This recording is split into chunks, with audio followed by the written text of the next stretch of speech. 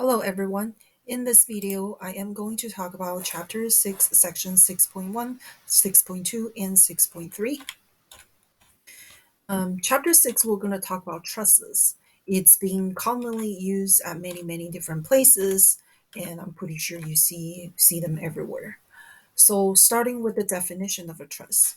A simple truss is a planar truss which begins with a triangular element. So, we're starting with a triangle, three elements, and then we can expand this triangular element, this triangle, by adding two members in the joint.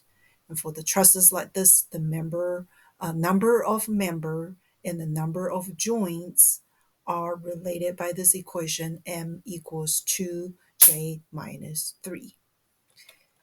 And a lot of times, in order to design the member and joints for the truss, we will need to first determine the forces in each truss member. So we call this the force analysis of a truss. When doing this, we have two assumptions. Assumption number one, all loads are applied at the joints. The weight of the truss member is often neglected as the weight is usually small as compared to the forces supported by the members. Assumption number two, the members are joined together by smooth pins. This assumption is satisfied in most practical cases where the joints are formed by bolting the ends together. With these two assumptions, the forces acting as two force member, they are loaded either in tension or compression, and often compressive members are made thicker to prevent buckling. When we're using method of joint to solve the forces in truss member, the equilibrium of a joint or a pin is considered. All forces acting at the joint are shown in this free body diagram. This includes all the external forces, including support reactions, as well as the forces acting on the member. So we're going to have two equations of equilibrium, sigma fx equal to 0, all the forces on the horizontal direction adding up them together equal to 0, and also sigma fy equal to 0, all the forces along the vertical direction adding up together equal to 0. So we're going to use these two equations to solve for the unknown forces acting on the joints. If the truss support reactions are not given, draw a free body diagram of the entire truss and determine the support reactions. Typically, we're using scalar equations of equilibrium. Keep going, or we'll draw a free body diagram. And now sometimes we have unknown forces, right? We're going to assume, usually we will assume all unknown force member forces act in tension, pulling on the pin. When it's in tension, it means pulling on the pin. So number three, we're going to apply the equations sigma fx equal to 0 and sigma fy equal to 0 to help us determine the unknown.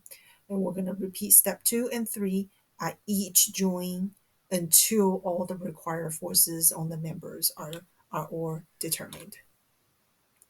If a joint has two non-zero collinear members and there's no external load or support reaction at that joint, then those two members are zero force members. So in this diagram, we know that DE, DC, AF, and AB are zero force member. And since they are zero force members, we can easily prove these results by applying the equations of equilibrium to join D and A. So zero force member, we can remove them as if they're not there when we're analyzing the truss. If three members from a truss joint, which two of the members are collinear and there's no external load or reaction at the joint, then the third non-collinear member is a zero force member. For example, DA. And again, this can be easily proven.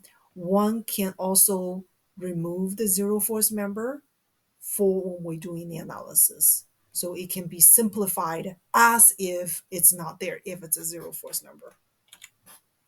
Let's take a look at some examples together. First one, we have a very simple truss right here, two triangles together. We want to determine the forces in each member of the truss. So we're going to use the method of join, starting with point D. At point D, we know that there's the AD and CD. And remember, we're going to always assume they are in tension. In tension meaning pulling on the pin. Okay. Now, the one in the middle, why do we not have a force dB? Because dB or BD, however you call it, is a zero force member. That's why the support reaction, the two red ones, are only AD and CD. dB is a zero force member. So we have these three arrows. We can break our forces onto the horizontal direction and the vertical direction. We do a sigma fx equal to 0, sigma fy equal to 0. We got two equations and two unknowns. We can solve for fcd and fad. Under the condition that you get a positive result, it means that the direction of the force is the same as what we originally assumed. Originally, we assumed both of them, AD and CD, are both in tension. Tension meaning pulling the pin. And FAD come out to be negative. It means the direction of the FAD is the opposite than we originally assumed. Originally we assume it's tension. That means it's the opposite of what we originally assumed. It means it's a compression. After we do point D, we conclude we can find out the magnitude and direction of the force member CD and AD. Now we can move on to a reaction to the method of joint at point A. Point A, notice that it's a roller support, so the support reaction only come out from the y direction. And then two members, AD, one of them's AD, the other one's AB. Okay, AD, we already know the magnitude and direction from the previous slide, previous step. And the only unknown that we have here is AB. We can do a sum of the force along the horizontal direction, and then so we can figure out the force FAB. Again, we assume it's in tension. Result come out to be positive, then it means yes, our original assumption is correct. Can we do join C instead of A? Yes, we could also do that, but the calculation might be slightly different.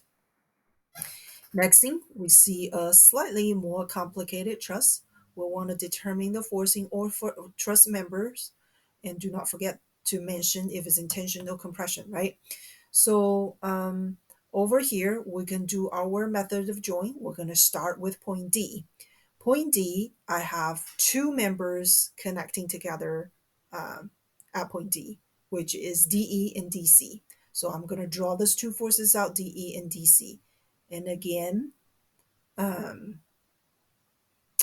we can write our equation, sigma fx equal to 0, sigma fy equal to 0. We put all the horizontal forces together, we put all the vertical forces together.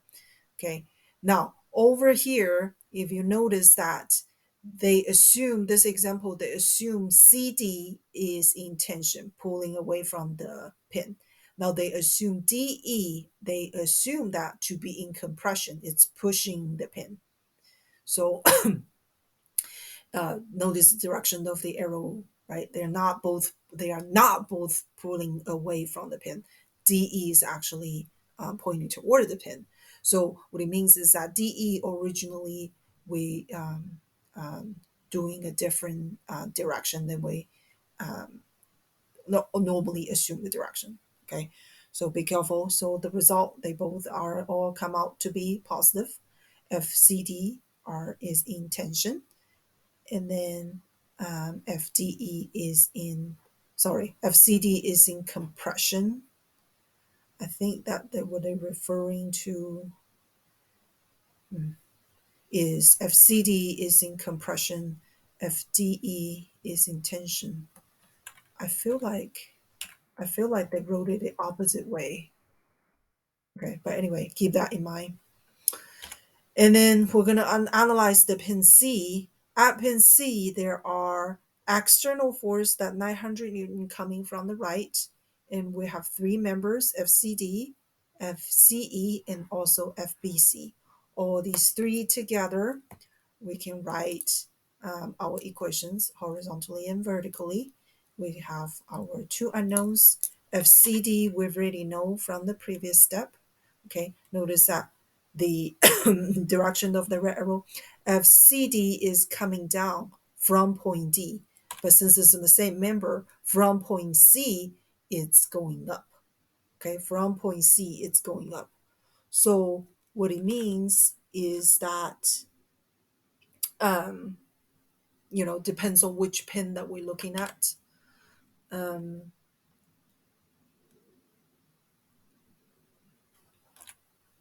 CD over here,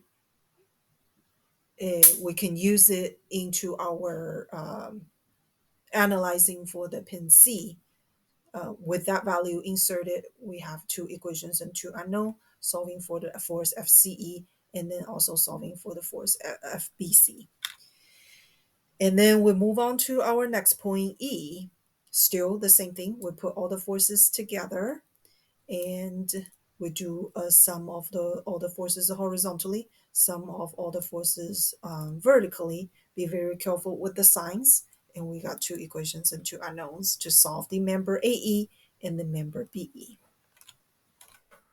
This is all I want to show you in this PowerPoint. Thank you for watching.